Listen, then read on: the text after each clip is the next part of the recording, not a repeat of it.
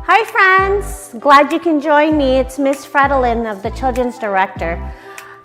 We have an amazing series that we're going to continue on. If you haven't joined us and just joining us right now, we're talking about how everybody has a part. You have a part to play in school, you have a part to play in your family, you have a part to play even in church, or even when you're playing a board game.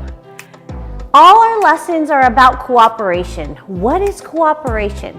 Cooperation is working together to do something great that you are unable to do alone. I was just asked the other week of why do we always do worship before we go into lesson?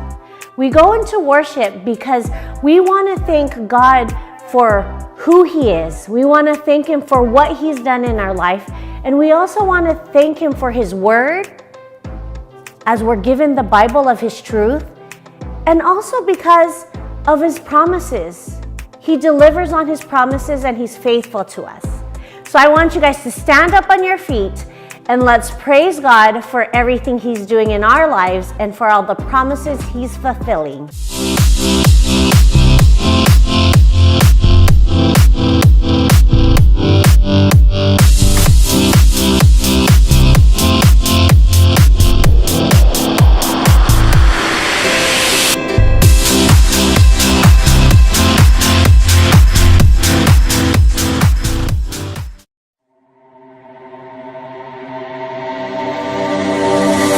Come together, working hand in hand. It's easy if we all carry the load. Look at all we can do to build a better world. When you can trust in me and I can trust in you. So put your hands together. Together we can do anything, anything we all want. One voice, one heart, one love. Whoa.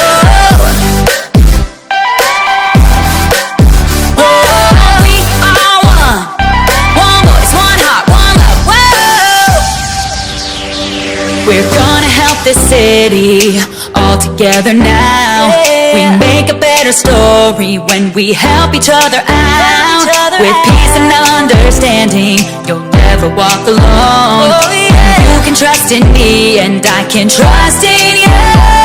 The time is here, the time is now to take a stand and make it count. So put your hands together. Together we can do anything, anything we all want. One voice, one heart, one love. Whoa, put your hands together. Together we can do anything, anything we all want. One voice, one heart, one love.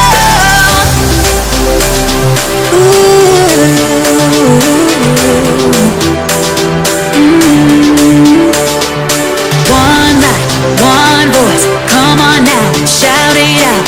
One light, one voice, come on now and shout it out. One light, one voice, come on now and shout it out. One light, one voice, come on now and shout it out.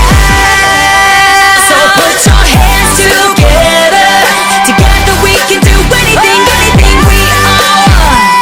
One voice, one heart, one love. Whoa, put your hands together. Together we can do anything, anything we all want. One voice, one heart, one love.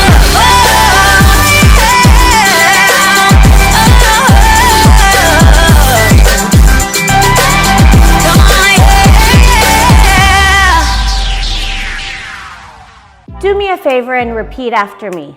Together we are one, and we can do anything. Together we are one, and we can do anything. We are one voice, one heart, one love. We are one voice, one heart, one love. Remember, we can do anything as long as God is on our side, and He's always on our side. Let's look and tune into the story and how the cooperation is needed within the Israelites to get through the troubles that they're about to face in Exodus 17, 8 through 13. It's 66 books of history, stories, letters, and poetry that fit together to form God's one big story. The epic adventure of how He created us and loves us so much that He made a way to rescue us. As we travel through the Bible, from Genesis to Revelation, we discover people who met God and found their lives changed forever.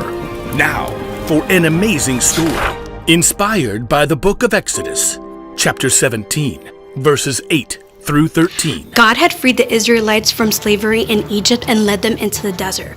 But with no home of their own, the Israelites were still wide open to enemy attack as they traveled.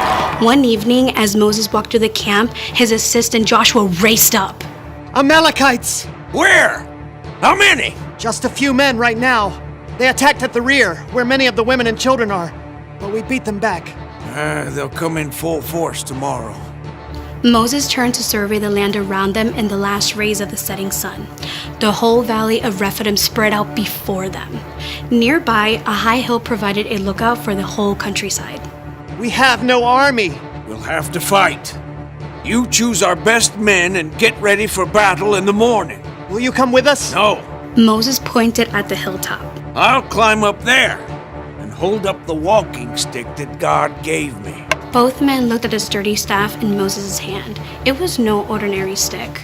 Moses had lifted the staff when God had parted the water of the Red Sea so the Israelites could escape. Yes, sir. I'll call the men. In the great chill before dawn, Joshua and his group of inexperienced fighters prepared for battle against the Amalekites. I've never held a sword. God has saved us many times. He can do it again. As the ragtag army gathered at one end of the valley, Moses climbed the hill with his brother Aaron and his friend Hur. So, Moses, what's the plan? Yeah, those Amalekites got some mean fighters. We'll call on God. As the three men crested the hill, they turned to look back. The rising sun flooded the valley. They could see Joshua and the Israelites just below. At the far end of the valley, a vast swarm of Amalekites rushed forward. Oh, more Amalekites than bees in a hive. Within minutes, the two groups clashed. It was clear from the very beginning that the Amalekites had the upper hand. They'll wipe us out in no time. Wait. At the very crest of the hill, Moses grabbed his staff and raised both hands high in the air. Our God is stronger than any enemy. In a short time, the tide seemed to turn. Well, what do you know? Joshua's pushing them back. The Israelites steadily beat back the Amalekite army. But as the sun rose and the heat increased, Moses' arms grew tired. Little by little, his arms sank down. Uh-oh. The Amalekites have busted through our line right there. We were doing so well. God, help us. With an effort, Moses lifted his hands high again. Joshua had formed a strong band of fighters, and once again, the Israelites surged forward.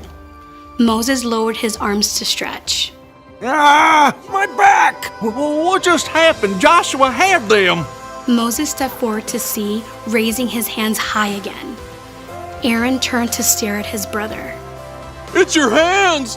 When your hands are raised up toward God, we're winning. Yeah, and when you drop them, those fool Amalekites start to win. Yes, but I can't do this all day. Moses' arms began to shake. Hold it one more minute. I got a rock-solid plan. Aaron? Together, Aaron and Hur rolled a huge stone to the place where Moses stood. Now, you set yourself right down, Mo. Carefully, Moses lowered himself onto the rock, fighting to keep his hands high in the air. My arms! We got it, brother. Aaron and Hur each stood on one side of Moses and held up a hand. Whew! For the rest of the day, Aaron and Hur stood right beside Moses, keeping his hands steady. By sunset, Joshua and the Israelites completely defeated the Amalekites. Look at him run! The Amalekites had been defeated by God's power, but it was only by working together with his friends that Moses had been able to keep his hands lifted high all day.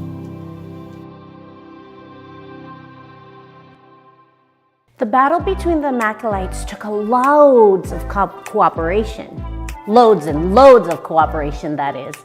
Imagine if Hur wasn't there to help, or if Aaron wasn't there to help.